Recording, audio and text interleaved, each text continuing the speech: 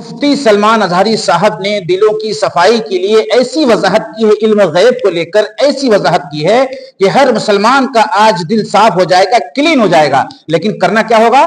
थोड़ी सी जद्दोजहद करनी होगी, थोड़ी देर वीडियो पर रुकना पड़ेगा। जब इंतशार इतना बड़ा है तो हर ईमान वाला जो भी इस वीडियो पर आया है वो बाकी रहे, इसलिए कि हमें इंतशार खत्म करने के लिए कुछ भी करना पड़े तो हमें करना चाहिए।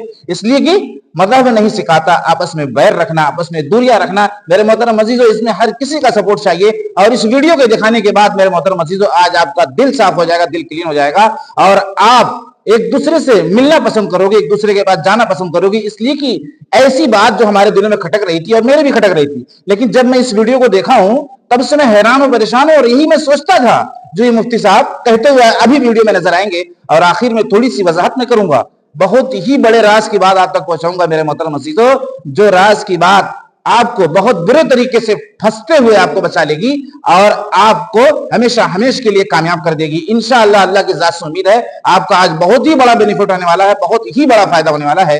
आइए पहले इस वीडियो को देखिए, उसके बाद उस राज को क्लियर करेंगे जिसकी वजह से हम बहुत बुरे तरीके से फंसने वाले हैं, उसको मैं क्लियर करूंगा। और ये वीडियो किसी देवबंदी, किसी बरेलवी, किसी अहले हदीस की मुखालफत में नहीं है, बल्कि तमाम उम्मत मुसलमा को आज इस वीडियो को दिखाकर मैं उनके दिलों को साफ करना चाहता हूं। आखिर हम कौन सी बात कर रहे हैं और ये कैसी वजाहत कर रहे हैं, ये कैसी क्लियरिटी दिखा रहे हैं कि भाई बात ये नहीं है, ये है। जब तक ये नहीं होगा अल्लाह के रसूल नहीं जान सकते, अपनी जुबान से कहते हुए नजर आ रहे हैं। और आखिर तक मेरे मोहतरम अजीजों, आज आपको साथ देना है। भले आपके पास अभी वक्त नहीं है, आप थोड़ी देर के बाद जो है वक्त निकाल लेना, लेकिन इस वीडियो को जरूर देखना। बहुत ही जद्दोजहद के बाद कोई वीडियो तैयार होती है। अल्लाह आपको जज़ाए खैर दे, आपकी हर परेशानी, हर मुसीबत को दूर करे और आपके गुमान को साफ रखने वाला बनाए, आपके दिल को साफ रखने वाला बनाए। रमजान मुबारक का महीना भी है, हम अपने दिलों की सफाई के लिए इस वीडियो को जरूर देखें।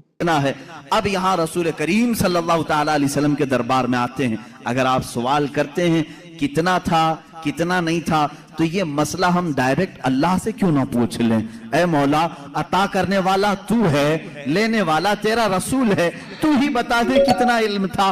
कुरान के पाक की आयत आप चौथे पारे में पढ़ें, पांचवें पारे में पढ़ें। अल्लाह रब्बुल इज्जत फरमाता है वअल्लमका मा लम तकुन तअलम व कान फضलुल्लाहि अलैका अज़ीमा। ऐ रसूल, हमने आपको इल्म गैब कितना दिया? कितना दिया? फरमाता है मेरा मौला, ऐ रसूल, हर उस चीज का इल्म दिया जो आप पहले नहीं जानते थे। अब क्या क्या नहीं जानते थे तुम तय करो, फिर मैं बताता हूं। हर उस चीज का इल्म अल्लाह ने उन्हें दिया है। तुम अगर कहते हो रसूल ये नहीं जानते थे, तो मौला तो कह रहा है जो रसूल नहीं जानते थे मैंने दे दिया है। तुम अगर कहोगे हुजूर बचपन की खबरें नहीं जानते थे, मैं कहूंगा अल्लाह वो भी दिया है। तुम अगर कहते हो पहले की खबर नहीं जानते थे, मैं कहूंगा अल्लाह कह रहा है वो नहीं जानते थे, वो भी दिया है।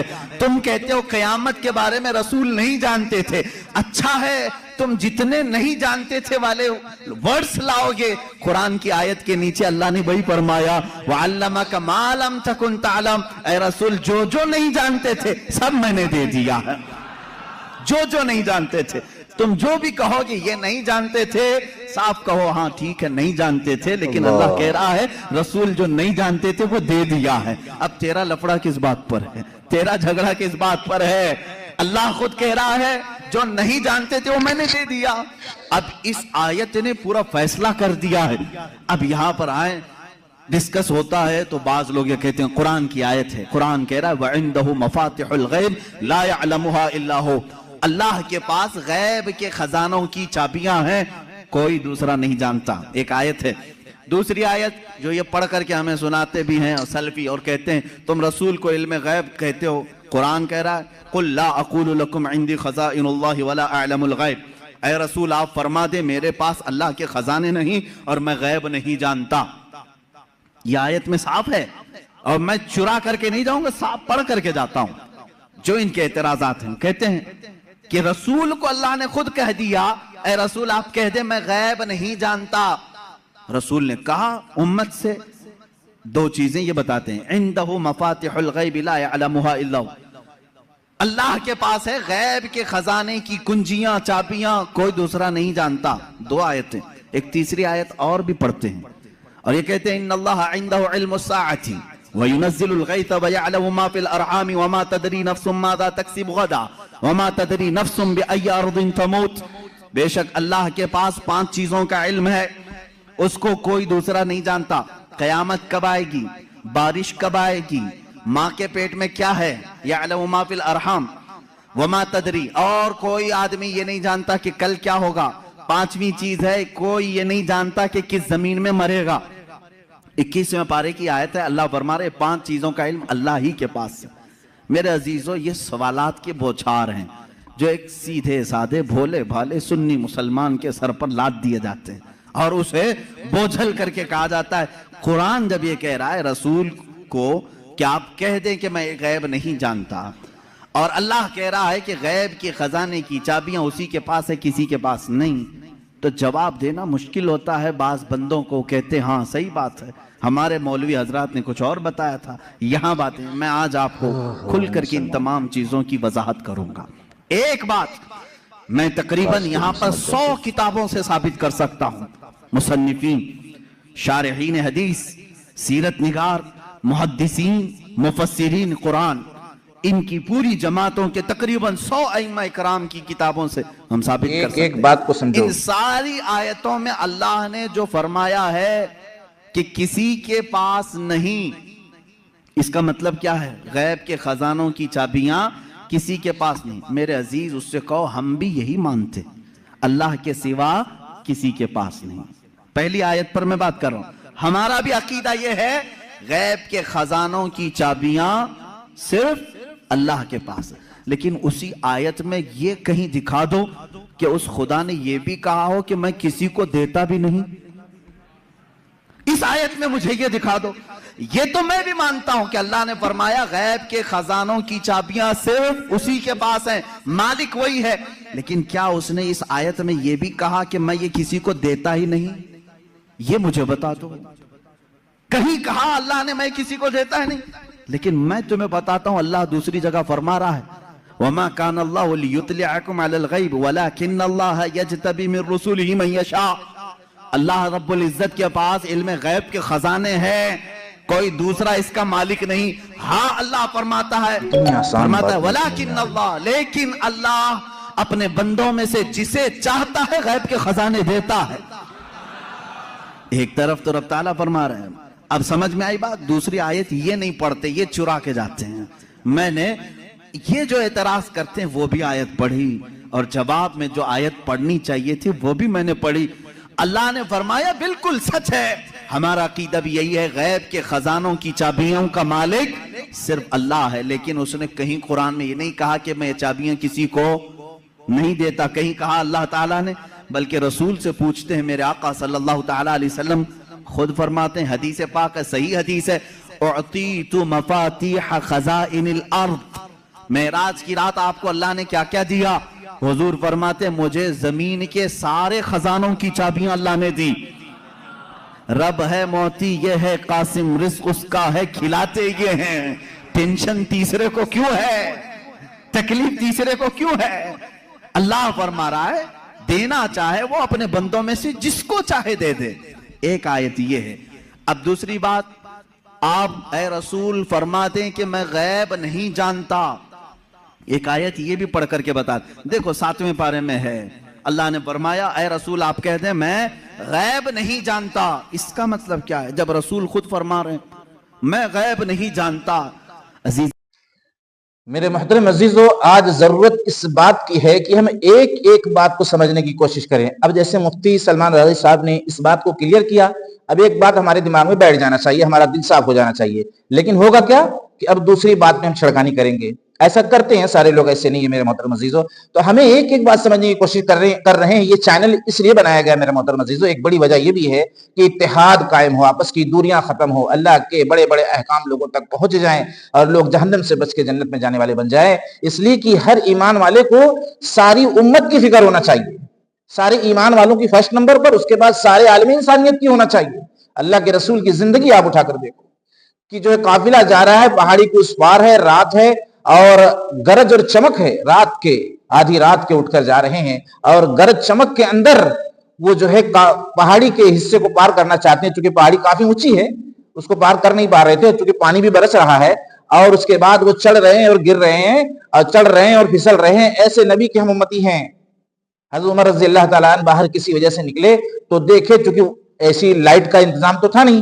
دیکھے جو ہے کوئی شخص جو ہے پہاڑی پہ چڑھتا ہے پھسل کے گر جاتا ہے, پہاڑی پہ چڑھتا ہے پھسل کے گر جاتا ہے. تو وہ دھیرے دھیرے دھیرے قریب اس چمک میں, یعنی جو بجلی چمک رہی تھی, دھیرے دھیرے دھیرے قریب جب پہنچے تو دیکھا کہ تو اللہ کے رسول نے پوچھا, اے اللہ کے نبی یہاں پر آپ اتنی رات میں اتنا کیوں پریشان ہیں, کیا بات ہے؟ بولے اے عمر, ایک قافلہ اس پہاڑی کے اس بار سے ابھی گزرے گا, اس کے بعد اگر میں ان سے ملاقات نہیں کر پایا اور ان کو ایمان کی, اعمال کی, آخرت کی, عاقبت کی, مرنے کے بعد والی زندگی کی دعوت نہیں دے پایا, میں نے تھوڑا خلاصہ کر دیا میرے محترم عزیزو, تو پھر ان کی ملاقات میری آئندہ نہیں ہو پائے گی. یہ فکر ہے ہمارے نبی کی میرے محترم عزیزو, اور ہم ایک دوسرے سے دوریاں بنانے کے لیے تیار ہیں, اور ایک ایک بات کو سمجھنا نہیں چاہ رہے ہیں. جیسے مفتی سلمان آزاری صاحب نے سمجھایا, تو اب اس کو سمجھو, اس بات کو, اور اس کو مانو, پھر ان کے خلاف فتویٰ بازی نہ کرو. اور اسی طریقے سے دیوبند مسلک, اہل حدیث مسلک, جو بھی اگر قرآن حدیث کی دلیل میں کوئی بات بتا رہا ہے تو ہمیں اس میں چھیڑخانی نہیں کرنا, اس کی بات کو سمجھنا ہے. اگر وہ بات ہمیں اچھی نہیں لگ رہی ہے, سمجھ میں نہیں آ رہی ہے ہمارے علم کے اعتبار سے, تو محبت و اخلاق پیش کر کے ہم بتا دیں کہ یہ ایسے نہیں ایسے ہے, دوری نہیں. اب ہمیں مسلک کے نام پہ ہمیں دوری نہیں کرنا ہے, اب مسلک کو ایک کنارے رکھ کے اتحاد قائم کرنے کا وقت ہے. ہاں, اتحاد کر لو آپس میں, یہ ہمارے نبی کی فکر ہے. اور ایک بڑا راز جو میں بتانے والا تھا اس کو کلیئر کر دیتا ہوں, اس کے بعد ویڈیو کا اختتام کرتے ہیں میرے محترم عزیزو. بہت ہی بڑا راز. جیسے مثال کے طور پر بریلوی مسلک کے لوگ دیوبندی مسلک کے لوگوں کے متعلق بہت سی بدگمانیاں رکھتے ہیں, جیسے کہ یہ غلط ہیں, ان کا عقیدہ غلط ہے, یہ علم غیب کو نہیں مانتے, اس طرح کی بہت سی باتیں جو ہوتی ہوئی نظر آ رہی ہے, اور جھگڑے کا ایک بڑا ذریعہ بنی ہے انتشار کا. تو اب پتہ یہ چلا کہ جو ہے دیوبندی بریلوی مسلک سارے دیوبندیوں کو ایک ساتھ کہہ دیا. بڑے راز کی بات ہے میرے محترم.